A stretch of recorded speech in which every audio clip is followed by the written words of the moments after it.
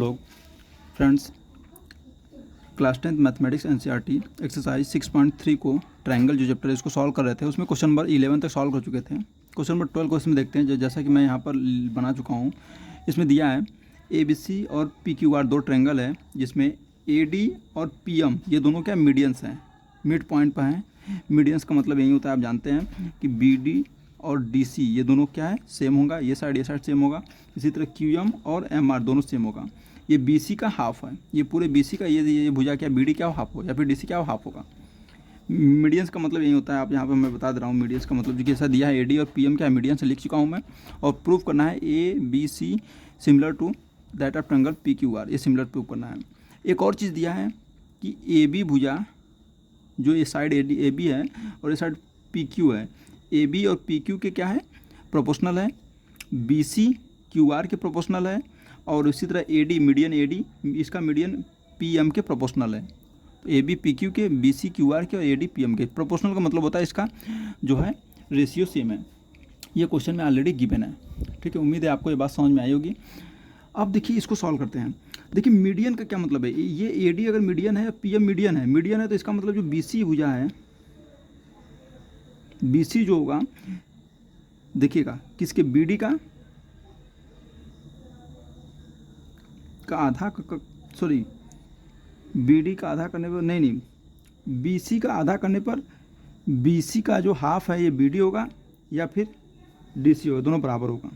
इसमें भी देखेंगे तो यहाँ पर क्या आएगा, ये अगर इसमें भी अगर सोचेंगे हम लोग, विचार करेंगे तो QR क्या होगा, पूरा जो QR है, QR का हाफ करने पर क्या आएगा, QM बराबर MR, दोनों एक ही चीज़ होगा। ठीक है, ये चीज़ समझ में आना चाहिए आपको। ठीक है, ये साइड और ये साइड क्या होगा, ये साइड इक्वल होगा। इसी तरह ये साइड और ये साइड क्या होगा, इक्वल होगा, क्योंकि ये मीडियन है। अब देखिए ये चीज़ गिवन है और इसको प्रूफ करना है। तो यहाँ से लेके चलिए, क्या लेके चलना है आपको, AB बटे, इसको ऐसे छाप दीजिए, ये गिवन था, इसी को लेके चलना है। AB बटे PQ बराबर, इसमें 2 का मल्टीप्लाई कर दीजिए या फिर इसमें 2 से डिवाइड कर दीजिए, क्योंकि इसका 2 से डिवाइड करने पर BD आ जाएगा या फिर DC आ जाएगा। तो इसको 2 से डिवाइड करेंगे हम अपने से, BC बटे 2 कुल के बटे यहाँ भी QR बटे 2 कर देंगे। दोनों को डिवाइड कर दिया, ये वाला ऐसे ही छाप देंगे, AD बटे PM, नो प्रॉब्लम। ठीक, अब देखिए BC बटे 2 को क्या लिख सकते हैं हम, BC बटे 2 को BD या DC लिख सकते हैं। तो मैं क्या चाहता हूँ, क्योंकि मुझे इसका और इसका रेशियो दिया है, इसका रेशियो दिया है, इसके बारे में कोई इन्फॉर्मेशन नहीं, इस साइड के बारे में कोई इन्फॉर्मेशन नहीं है, तो हम ये वाला नहीं लिखेंगे, मतलब ये साइड नहीं लेंगे, DC नहीं लेंगे, यहाँ पे MR नहीं लेंगे, DC या MR का यूज नहीं करेंगे, इस दोनों का हम इसमें BD यूज करेंगे। BC बटे 2 को BD, इसको यहाँ BD लिखेंगे, ऐसे ही छाप दिया इसको, AB बटे PQ इक्वल टू, इस वाले को क्या लिखेंगे BD बटे, इस वाले को क्या लिखेंगे, QR को क्या लिखेंगे QM, ये QM लिखेंगे बराबर AD, जैसे था ऐसे लग दिया, AD बटे PM। ठीक है, कोई दिक्कत नहीं है। ठीक है, दो को ऊपर नीचे डिवाइड करने से कोई दिक्कत नहीं होता है, कर सकते हैं। अब देखो ये क्या लिखा है, AB बटे PQ, ये साइड बटे ये side equal to this side upon this side equal to this side upon this side. इस ट्रायंगल में देखेंगे तो इस तीनों साइड का रेशियो इक्वल आ गया। ठीक है, इसका ये मतलब है कि ये ट्रायंगल और ये ट्रायंगल क्या हो जाएंगे, सिमिलर हो जाएंगे। This implies that triangle ABD is similar to that of triangle PQM। ठीक है, सिमिलर हो जाएगा। अगर ये दो ट्रायंगल सिमिलर हो जाएंगे तो इसके सारे एंगल भी इक्वल हो जाएंगे, ये इम्प्लाइज कर देगा। तो angle B equal to angle Q हो जाएगा, angle B equal to angle Q। अब हाँ, बस इतनी जरूरत है, D इक्वल टू M हो जाएगा, A इक्वल टू ये वाला P हो जाएगा, इधर वाला एंगल इक्वल हो जाएगा। हमें उतना उसकी ज़रूरत नहीं है। ठीक है, हमें बस दिखाना क्या था, ये बड़ा वाला ट्रायंगल इसके बड़े वाले ट्रायंगल के सिमिलर है। ठीक है, दिखाना है। अब देखिए मैं ये लिख चल रहा हूँ, ये गिवन है, ये लाइन गिवन था, तो इसको 1 मान लीजिए, बाई 1 लिखिएगा AB साइड बटे PQ साइड, और क्या दिया है यहाँ पर BC साइड बटे QR साइड, ये गिवन है। इसको मैं नहीं लिख रहा हूँ। ठीक है, इसको मैं नहीं लिख रहा हूँ, यहाँ पर आपको सोचना पड़ेगा कि देखिए, आप देखिएगा ये साइड इसकी प्रोपोर्शनल हो गया, ये वाला साइड इसके प्रोपोर्शनल हो गया, इसके बीच का एंगल ये वाला, अगर मैं लिख दूँ यहाँ पर angle B equal to angle Q, ये साइड अगर इसके इक्वल में दिखा दिया, ये वाला साइड इसके इक्वल दिखा दिया, चूँकि यहाँ दिखा चुका हूँ मैं ऑलरेडी, इसको लिख दिया, तो क्या हो जाएगा, यस ए यस का कांग्रुएंसी से क्या कह सकते हैं, नाउ भाई यस कांग्रुएंसी से हम ये बता सकते हैं, सॉरी यस सिमिलरिटी क्राइटेरिया से बता सकते हैं triangle A B C is similar to that of triangle P Q R. ठीक है, ये आपको समझ में आ गया होगा। ठीक है, इस प्रकार ये प्रूव हो गया। ठीक है, इसको देख लीजिए, इसमें कोई समस्या हो तो बताइए, बता सकते हैं हम। ठीक है, ये पूरा फाइनल आंसर है। ठीक है, ये साइड इसके प्रोपोर्शनल हो गया, ये वाला साइड इसके प्रोपोर्शनल हो गया, और ये बी क्यू के इक्वल हो गया, यहाँ मैं पहले प्रूव कर चुका हूँ। तो यस प्रॉपर्टी से क्या कर सकते हैं कि दोनों सिमिलर है। ठीक है फ्रेंड्स, ये देख लीजिए, मैं अगले क्वेश्चन नंबर 13 की तरफ बढ़ता हूँ। क्वेश्चन नंबर 13 दिया है, इसको सॉल्व करते हैं। ये भी काफ़ी इजी है, बस आपको समझना है। क्वेश्चन नंबर 13 देखिए, ये दिया है, D is the point on the side B C of triangle A B C. Photo इसका फिगर नहीं दिया है, इसका फिगर नहीं दिया तो आपको पहले फिगर बनाना पड़ेगा। आपको एक फिगर बना लीजिए, एक ट्रायंगल ए बी सी बना लीजिए पहले। एक ट्रायंगल ए बी सी है, ये ट्रायंगल ए बी सी हो गया। इसमें एक ए बी सी है, ए है, बी है, सी है। यहाँ से एक लाइन ड्रॉ कर लीजिए, जैसा कि बोला गया D is the point on side B सी।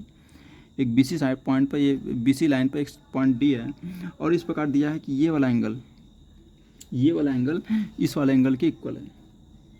ये एंगल किसके इक्वल है, इस वाले एंगल के। ठीक है, एंगल 1 ले लीजिए, और ये एंगल पूरा अगर 2 है, ये पूरा ए है, तो गिवन क्या है, मैं सीधे लिख रहा हूँ क्योंकि मैं इसको लिखना पसंद नहीं कर रहा हूँ, मैं ऐसे लिख रहा हूँ, angle 1 equal to angle A, ये पूरा A, angle 1 equal to angle A given है। ठीक है, तो आपको क्या लाना है, आपको शो करना है, so that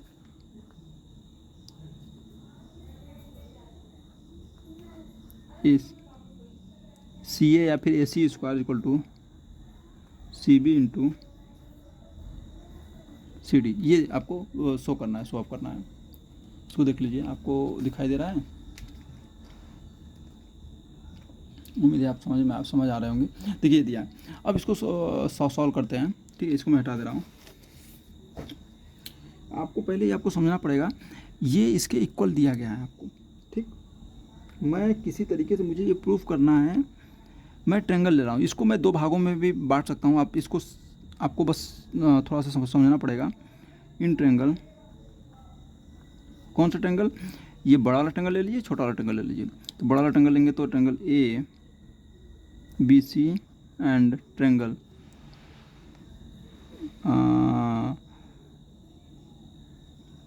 A B C, और ट्रायंगल कौन सा ले लेंगे, डी सी ए। ठीक, ए बी सी और ये वाला ट्रायंगल डी सी ए, ये वाला ट्रायंगल, छोटा बड़ा दोनों ट्रायंगल लेते हैं, देखते हैं कि क्या आता है। आप देख रहे हो एंगल ए इक्वल टू 1 है, angle 1 equal to angle A, ये कैसे लिख दिया मैंने, गिवन है, गिवन। ठीक है, ये लिख दिया, एंगल 1 ए के इक्वल है, ये पूरा ए, ये 1 के इक्वल है। इसका नाम भी दे सकते हो 2 या 3, मैं लिख नहीं रहा हूँ अभी। अब सोचिए और क्या दिया है, बड़े वाले ट्रायंगल में देखिए, बड़े वाले ट्रायंगल में सी है और छोटे वाले ट्रायंगल में भी सी है, सी दोनों में है। तो छोटे वाले ट्रायंगल का सी बराबर बड़े वाले ट्रायंगल का सी, दोनों में कॉमन है, सी कॉमन है, कॉमन है। ठीक है, 2 अगर इक्वल हो गया तो तीसरा ऑटोमेटिक इक्वल हो जाता है, मैंने बताया था। तो ये वाला ट्रायंगल, ये वाला मान लो, इसको कुछ मान लीजिए 3 मान लीजिए, इसको 2 मान लीजिए, 2 और 3 मान लीजिए। तो छोटे वाले का 2 बराबर बड़े वाले का 3 इक्वल हो जाएगा।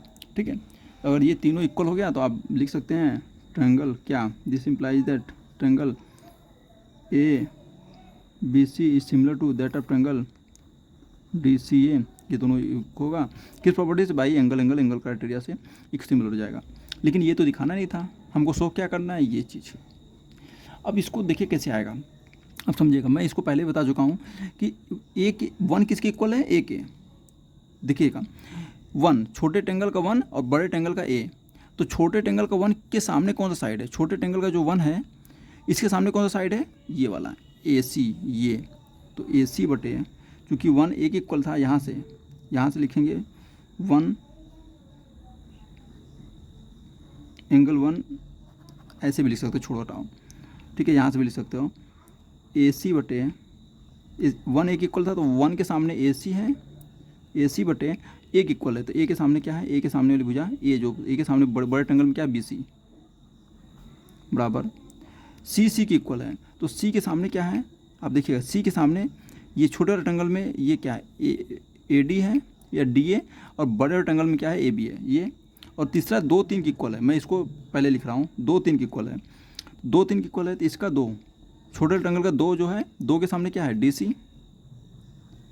बड़े रेक्टेंगल में 3 क्या है, 3 के सामने क्या है, ये ए सी, ये लिख लिया। और लास्ट में लिखूंगा सी सी की इक्वल है।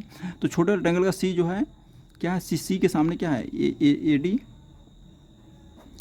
और बड़े रेक्टेंगल में सी के सामने क्या है, ये ए बी, इसकी इक्वल है, ठीक है। जो ये मैंने लिखा है इसी को मैंने यहाँ पर जो है साइड के रूप में चेंज किया है, एंगल को साइड के रूप में चेंज करने का प्रयास किया है। अब देखिए आ गया इतना, अब ये आ गया। तो इसको देखिए हमें ए सी का स्क्वायर लाना है, तो ए सी को ए सी में अगर इस दोनों को लेके सॉल्व कर लीजिए, तो ए सी का स्क्वायर कर लीजिए, तो A C square equal to हो जाएगा ये इसका B C into D C आ जाएगा।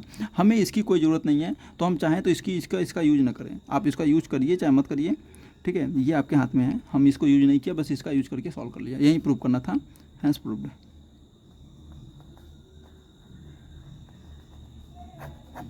ठीक, उम्मीद है आपको बात समझ में आ गया होगा। क्वेश्चन नंबर 14 की तरफ बढ़ते हैं।